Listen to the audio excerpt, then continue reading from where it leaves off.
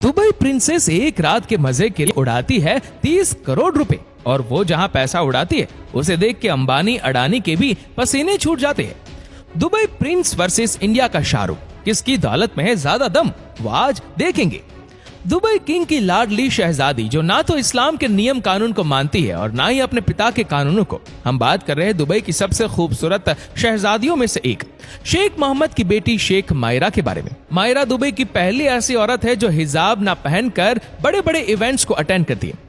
शेख मायरा के पास इतना पैसा है कि बॉलीवुड के सभी एक्ट्रेसेस की दौलत उनके सामने फीकी पड़ जाती है और मायरा ने सिर्फ एक रात के मजे लेने के लिए पूरे 26 करोड़ रुपए उड़ा दिए, वो भी इसकी गोद पर बैठने के लिए। दरअसल मायरा के पास दुनिया के सबसे बेहतरीन 11 घोड़े हैं जिनकी कीमत करोड़ों में है। इनमें से सबसे महंगे घोड़े की कीमत है 27 करोड़ रुपए। इन घोड़ों का ख्याल रखने के और इनकी गोद में बैठने के लिए वह हर साल करीब 30 करोड़ रुपए उड़ाती है। उनके पास 18 करोड़ की फरारी है। उनके एक ड्रेस की कीमत 66 लाख रुपए और इसके साथ वो 2 करोड़ रुपयों का हैंडबैग भी इस्तेमाल करती है। मायरा अपनी पढ़ाई पूरी करने के बाद वह अपने पिता के साथ दुबई के डेवलपमेंट में लग गई थी।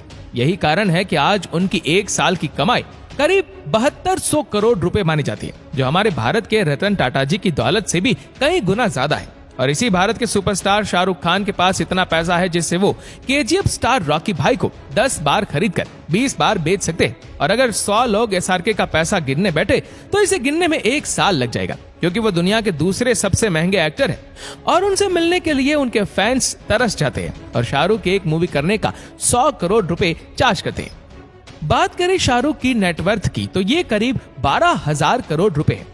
शाहरुख का ज्यादातर पैसा घरों को खरीदने में जाता है। उनके पास दुबई के साथ साथ लंदन में भी आलिशान घर है। भारत में वो अपने परिवार के साथ मन्नत नाम के घर में रहते हैं, जिसकी कीमत 200 करोड़ रुपए से ज्यादा मानी जा रही है।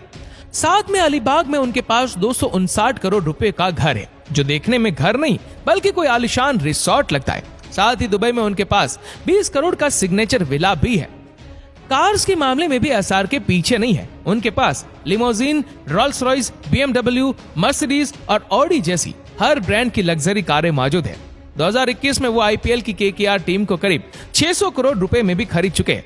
जब बात पैसे की आती है तो दुबई प्रिंस के सामने कोई नहीं टकता। उनके पास एक से बढ़कर एक लग्जरी कार्स है, जिसमें मर्सिडीज बेंज, बुगाटी वेरॉन और सोने की परत चढ़ी रोल्स रॉयस घोस्ट भी है। इनकी कार्स की कीमत 50 से 100 करोड़ होती है। यहाँ तक कि उनके घर की टॉयलेट सीट भी सोने की होती है। इनके पास इतना ज्यादा पैसा है कि अगर 200 लोग भी इसे गिनने बैठते हैं तो उन्हें 1 साल लग जाएगा और इनकी दौलत के सामने बड़े बड़े सुपरस्टार्स भी फीके नजर आएंगे। उनके पास एक 6000 करोड़ का लग्जरी यॉट भी है, जिसमें हर वो सुविधा है जो किसी 7 स्टार होटल्स में होती है। और शेख हमदान इसे सिर्फ 48 से 50 लोगों की पार्टी के लिए इस्तेमाल करते हैं। शेख हमदान सिर्फ पैसा उड़ाना नहीं जानते, बल्कि वो बहुत दान भी करते हैं। जब उनके घर किसी की शादी होती है तो 70 से 80 करोड़ रुपए तो ऐसे ही उड़ा दिए जाते हैं और दुनिया के बड़े बड़े बिजनेसमैन को इनवाइट किया जाता है। खास मेहमानों को 2 से 3 करोड़ की कार्स और सोने की अंगूठी दी जाती है। दुबई प्रिंस को बाज बहुत ज्यादा पसंद है। एक बार जब वो फॉरेन ट्रिप पर गए तो अपने साथ प्लेन में 80 बाज लेकर गए और पूरा प्लेन उन्होंने इनके लिए बुक करवा दिया। दुबई प्रिंस को अरबी घोड़े बहुत पसंद है और जब इनकी रेस होती है तो इन पर वो करोड़ों रुपए उड़ाते हैं। उनकी नेटवर्थ आज के समय पर 6.5 बिलियन डॉलर्स है। दुबई प्रिंस जितना शान और शौकत से अपनी जिंदगी जीते हैं, उतनी ही शान और शौकत से बनाया गया बुर्ज खलीफा आज दुनिया की सबसे ऊंची इमारतों की गिनती में नंबर 1 पर आता है, जो सिर्फ दुबई को बाकी देशों के मुकाबले एक अलग पहचान ही नहीं देता, बल्कि इसको बनाने का कारण कुछ और ही है।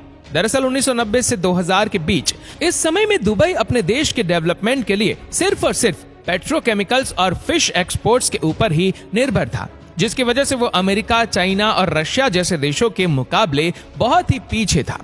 इस वजह से दुबई के प्रिंस चाहते थे कि जैसे तैसे करके दुबई की इकोनॉमी को डाइवर्सिफाई कराया जाए। इसीलिए दुबई गवर्नमेंट ने 2010 में $1.5 बिलियन खर्च करके दुबई के डाउनटाउन के बीचों बीच 828 मीटर लंबी बुर्ज खलीफा का निर्माण करवाया, जिससे कि इसे देखने के बहाने पूरी दुनिया के ज्यादा से ज्यादा टूरिस्ट दुबई जा सके और दुबई इंटरनेशनल टूरिज्म का हिस्सा बन सके और दुनिया के बड़े बड़े इन्वेस्टर्स दुबई के टूरिज्म डेवलपमेंट पर ज्यादा से ज्यादा इन्वेस्ट कर सके, ताकि दुबई इकोनॉमिकली बहुत स्ट्रांग हो जाए।